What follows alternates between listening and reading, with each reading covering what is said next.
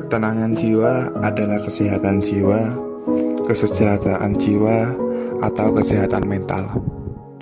Karena orang yang jiwanya tenang, tentram, berarti orang tersebut mengalami keseimbangan di dalam fungsi-fungsi jiwanya.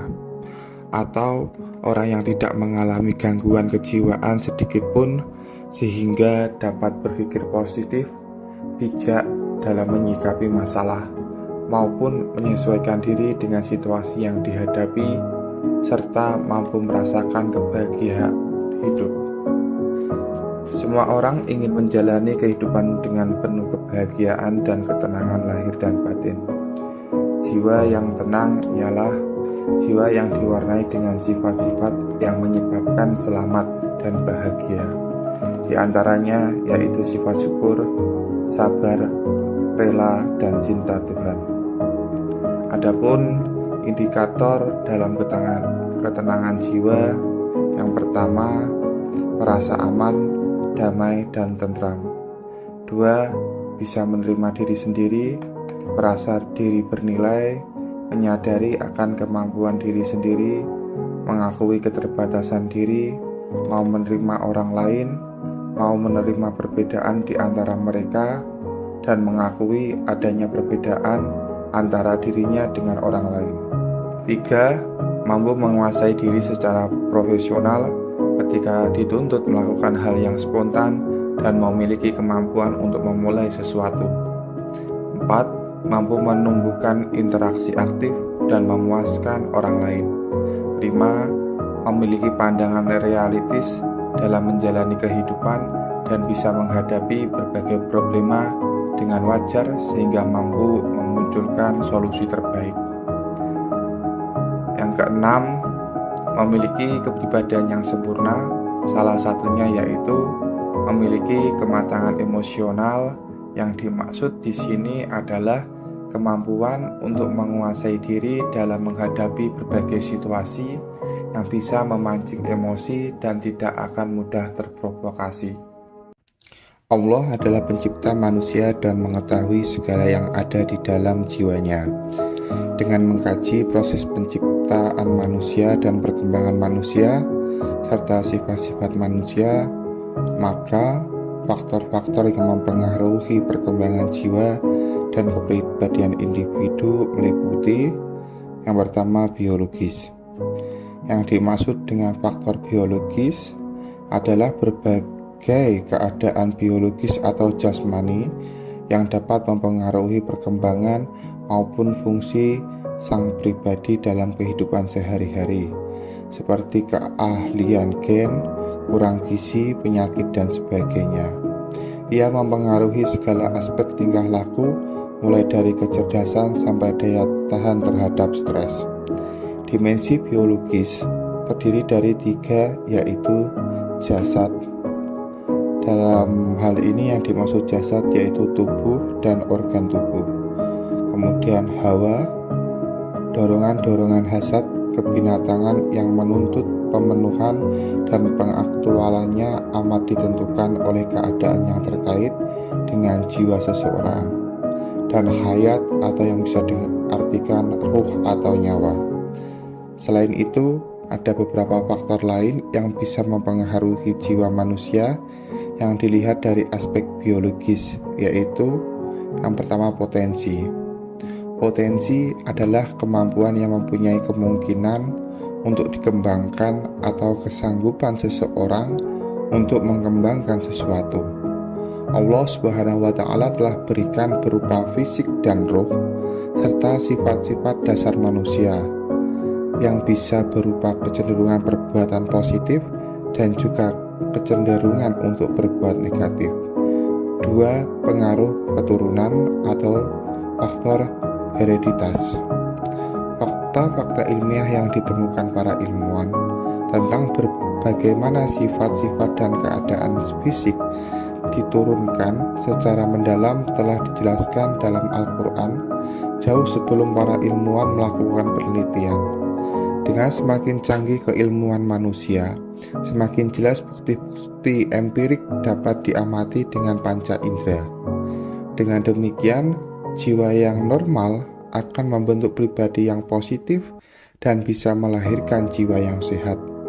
Manakala jika jiwa seseorang berada dalam kondisi yang tidak normal, maka bisa menyebabkan terjadinya gangguan jiwa.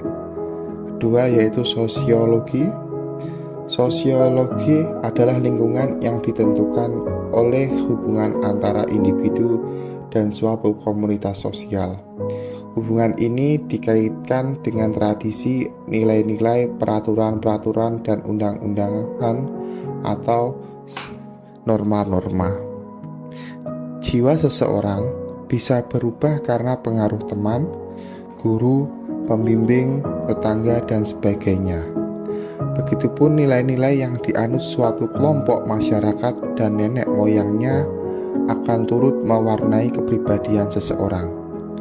Bahkan seringkali karena patuhnya seseorang kepada nilai-nilai lingkungan masyarakat dan budayanya, banyak hal yang bertentangan dengan agama pun ia laksanakan.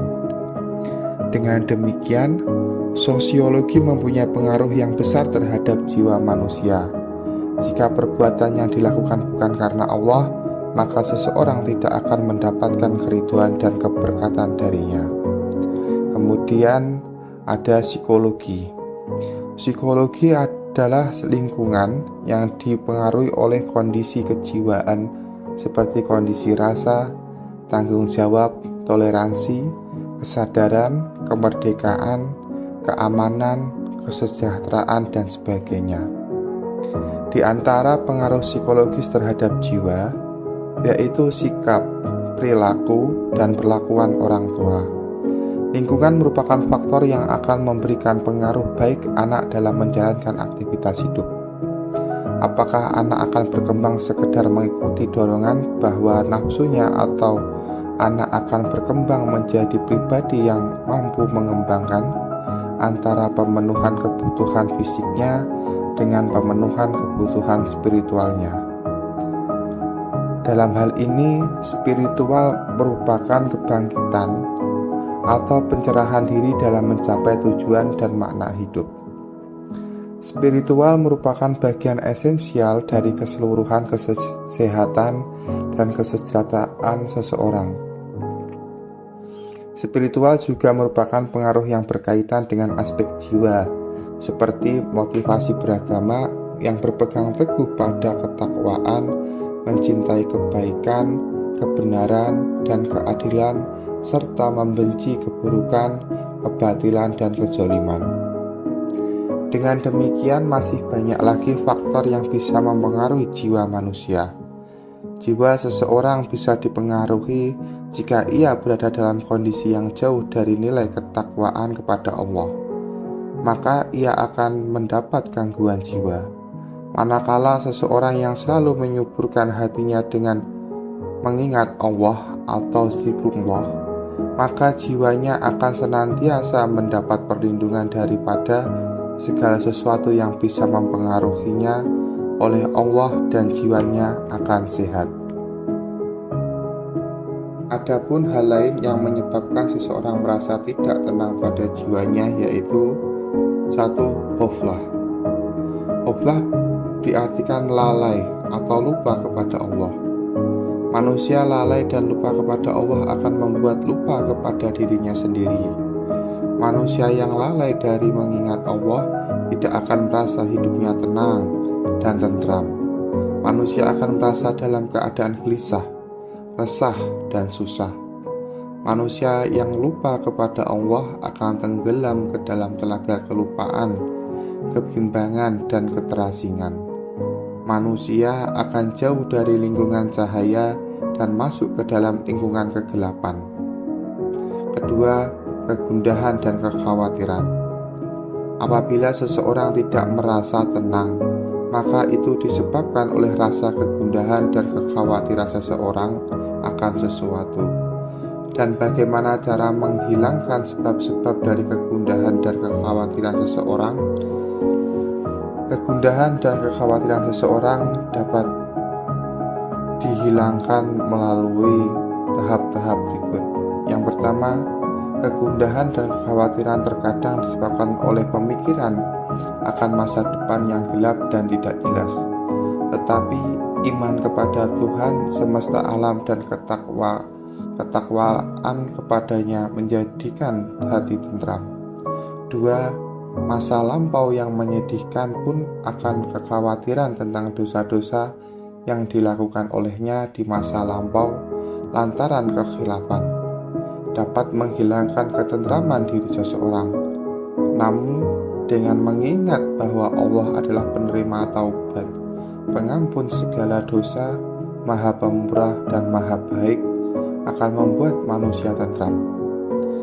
3. Kelemahan dan ketidakmampuan manusia kala menghadapi sebab-sebab alam dan terkadang dihadapkan sekumpulan musuh menjadikan manusia khawatir. Akan tetapi ketika ingat Allah dan meminta pertolongan darinya, hatinya merasa tenang. 4. Sebab kekhawatiran terkadang perasaan akan kekosongan dan tidak bermaknaan hidup. Tetapi orang yang beriman kepada Allah, yang mengetahui jalan menuju kesempurnaannya, menyadari bahwa semesta alam tidak diciptakan secara main-main dan mendapatkan ketentraman serta ketenangan jiwa dan hati. Nomor 5. Manusia terkadang menanggung penderitaan lantaran setelah pemberian bantuan lalu tak seorang pun menghargainya. Hal ini dapat membuatnya sedih dan gundah. Namun ketika dia mengetahui dan merasa bahwa semua aktivitas dan bantuannya senantiasa untuk zat yang mengetahui segala sesuatu, dia akan merasa puas.